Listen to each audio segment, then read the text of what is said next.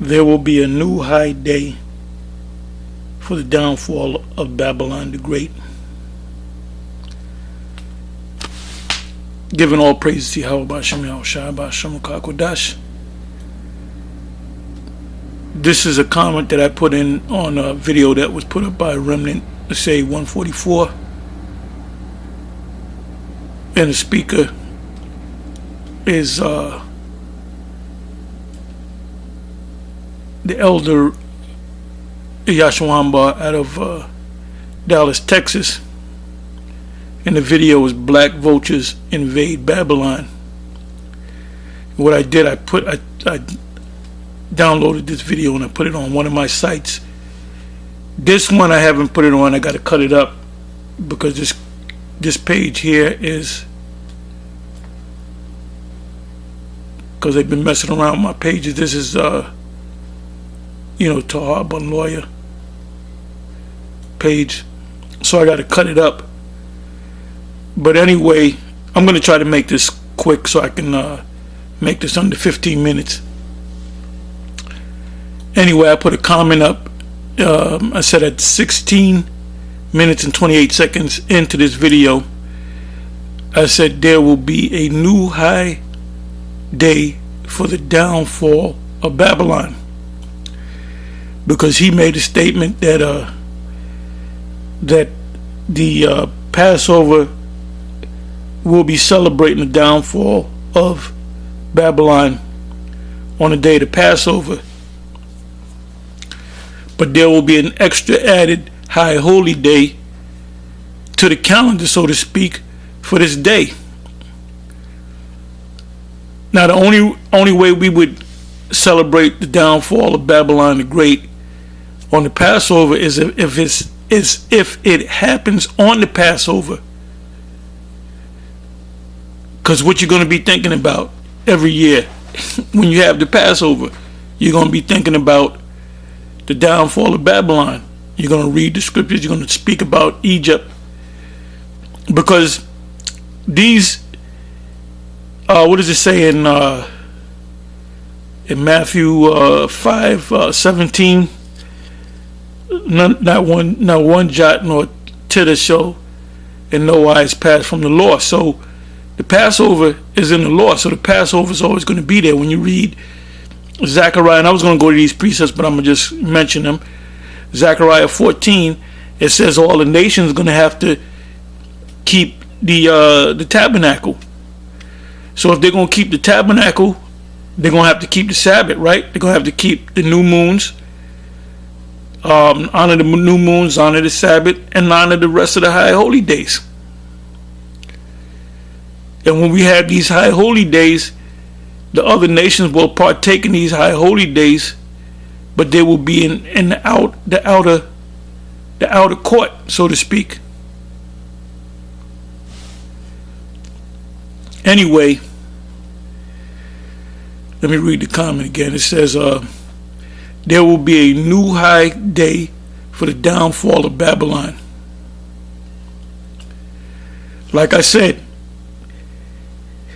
if Babylon is destroyed on the day of the Passover, or the night of the Passover, then that you can say that would be like a double Passover, because it fell on that day, and you'll be talking about Babylon. It'll be fresh in your mind, but you'll still be talking about Egypt. Now, only the Most High, not even Yahweh Shai, knows the day nor the hour. It's only kept in the mind of Yahweh.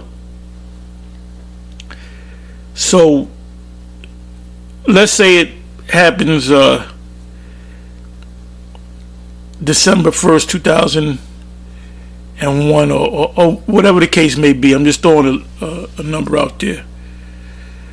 Then that, when the destruction comes, and when the elect are delivered in the kingdom, that will be another high holy day added to the calendar, so to speak, where we will celebrate every year the destruction of Babylon the Great. So now I'm gonna give you a bunch of precepts came to mind, but let me just go to this. I'm gonna try to move fast here. What I did was I went to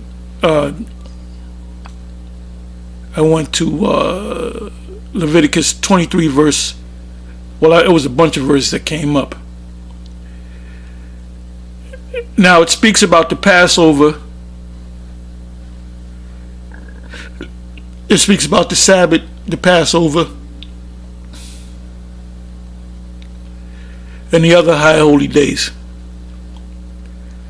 So most of your high holy days is mentioned in Leviticus, but then there was other days, Purim, which was a celebration, a feast, a celebration, not like a Sabbath. It's like a celebration. Hanukkah was a celebration when you read about it. So some of those days were not necessarily Sabbath, or they didn't fall on the Sabbath. So anyway, it says here, Leviticus 23 verse 14, and ye shall eat neither bread nor parched corn. Now this is talking about the ingathering, Feast of Weeks, nor green ears until the same day that ye have brought an offering unto the Most High. Now, will there be offerings in the kingdom? Yeah. But will there be sin offerings in the kingdom for Israel? And I did that in a video that I just put up. No, because we're not going to sin. Why in the law does it say you have sin offerings? Because in case you committed a sin. Now in the kingdom of heaven, we're not going to commit a sin.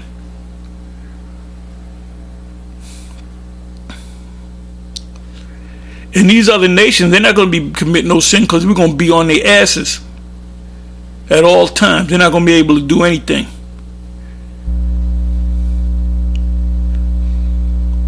How many sins can you commit in solitary?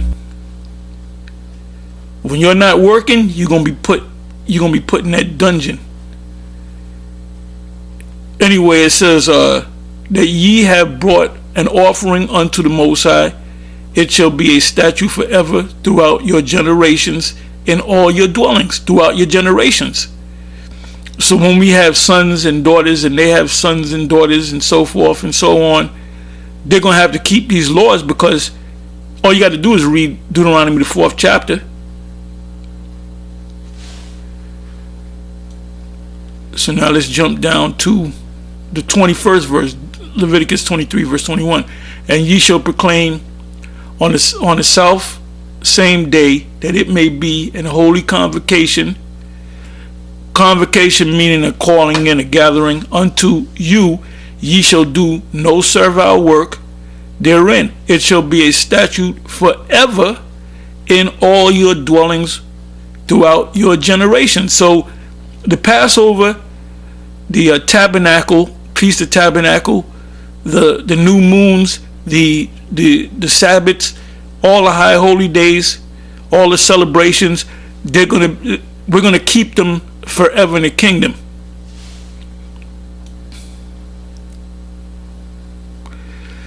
'31st verse, Leviticus 23 verse 31. Ye shall do no manner of work. It shall be a statute forever throughout your generations in all your dwellings.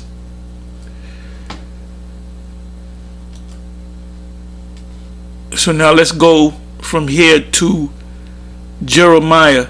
Jeremiah 16, we're going to start at the 13th verse and read to the end.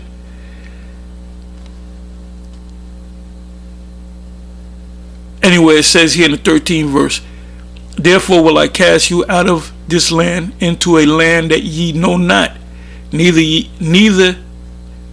nor your fathers, and there shall ye serve other powers day and night, wherein I will not show you mercy. And ultimately, that's America. We went into various lands. We prayed to the Father. The Father sent a deliverer. Yahweh B'Shem Yahushai sent a deliverer. So this time, the Most High made it where we couldn't call on his name, because guess what? We didn't have his name. And we didn't know that we were Israelites. It says, therefore, behold, the days come, saith Yahweh, that it shall no more be said, the Lord liveth, that brought up the children of Israel out of the land of Egypt. But we are going to say that, but it's not going to be,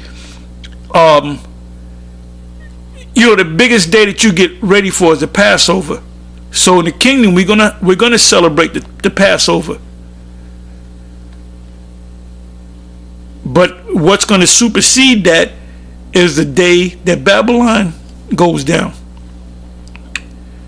That first Babylonian takedown high day, that's going to be and then the next year, then the next year, then the next year, then the next year, then a million years later, it says, but Yahweh liveth, that brought up the children of Israel from the land of the north, because that's the thing that's going to be talked about. That's the thing. When the World Trade Centers went down, that's all the whole world talked about that, right? Hardly anybody ever talks about the World Trade Center as a major disaster. Now, when there's a bigger disaster than that one, it'll be talked about, like the downfall of Babylon the Great, Revelation the 18th chapter. It says that the whole world outside of America and other places in the world that hasn't been hit by missiles, it says they're going to stand afar off and say, oh, that great city, for in 1 hour that judgment has come. So they're going to be talking about it. Anyway, it says, the 15th verse, but Yahweh liveth, that brought up the children of Israel from the land of the north, which is America, and from all the lands whither ye had driven them, because you have the elect scattered around the world. And I will bring them again into their land, not no flea doctrine, that I gave unto their fathers. But we're going to see the destruction. 16th verse. Behold, I will send for many fishers, and we are the fishers, the brothers that are out there on the highways and the byways, and that includes the other Israelite groups that are teaching the people that they're Israelites.